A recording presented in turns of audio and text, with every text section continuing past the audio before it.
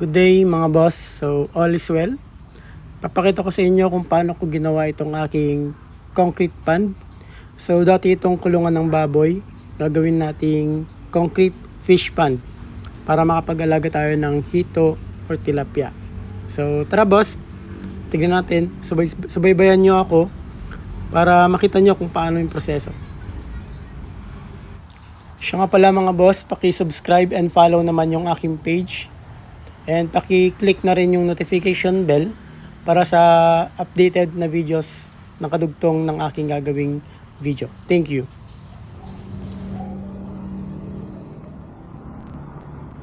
Ayan, so mga boss, meron na tayong mga materyales na gagamitin sa ating concrete fish pond. Backyard farming ng tilapia o kaya hito. So meron tayong PVC dyan. Bumili din ako ng 9mm na bakal, hollow block, and ito buhangin, and meron din tayong semento. Tara, simulan na natin.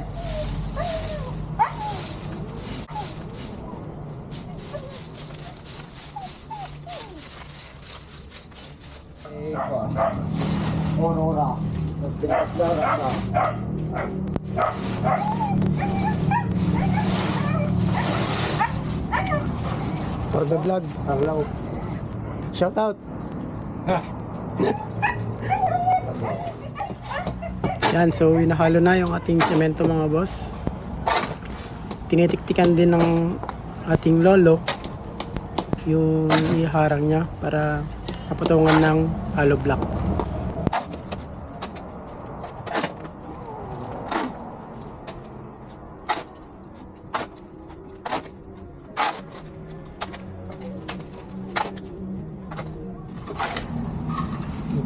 Naghahalo na sila.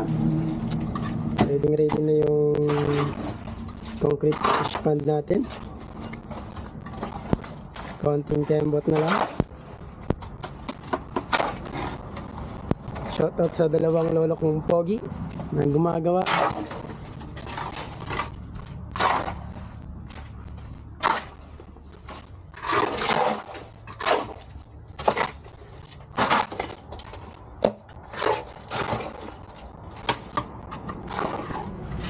Yan, so nakapagpatong na sila ng hollow block mga boss.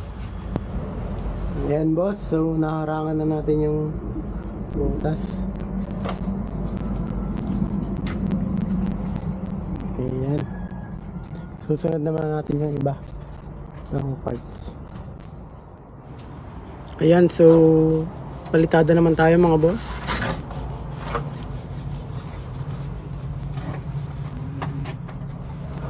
Ito yung ating drainage mga boss.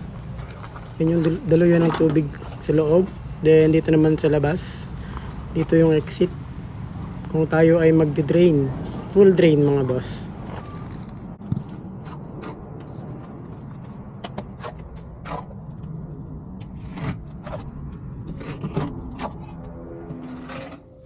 Katapos ng palitada mga boss, ito naman yung flooring natin. So ginagawa na rin. May bitak lang kasi yan mga boss, so pinapatungan ng ating lolo para hindi tumagas yung ating tubig. Then after nyan, tsaka tayo mag-pahid ng waterproofing mga boss.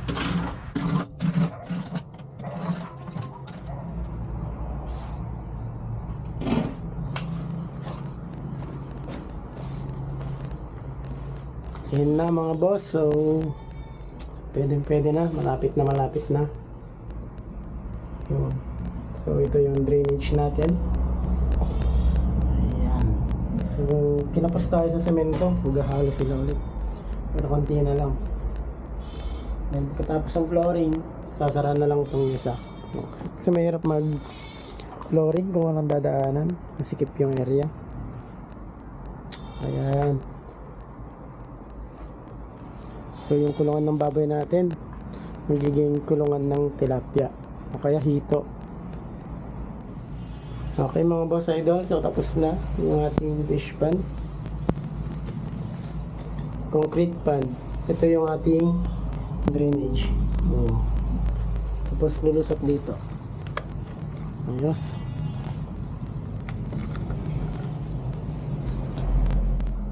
Ayan mga boss. So tapos na yung ating concrete pan. Ito na po yung kinalabasan. So sinahan yung mga harang. Square. Ayan.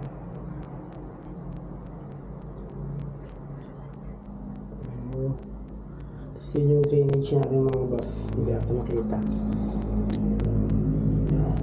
Yun yung drainage natin. Dito lalabas. So lalagyan na lang natin ng close out to. Tsaka ang drain ng 50% and 70%. Then overflow. So ito. Ayan mga boss.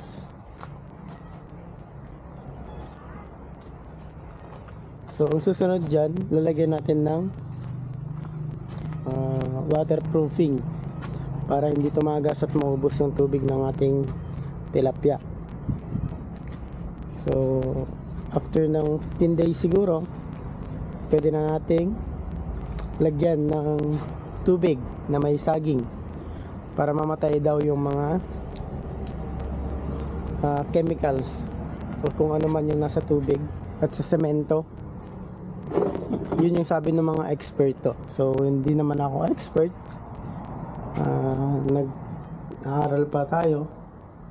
Then pag nag-click ito mga boss, lalagyan natin doon sa likod ng malaking fan. Siguro dagdagan natin ng 4x4 na circular.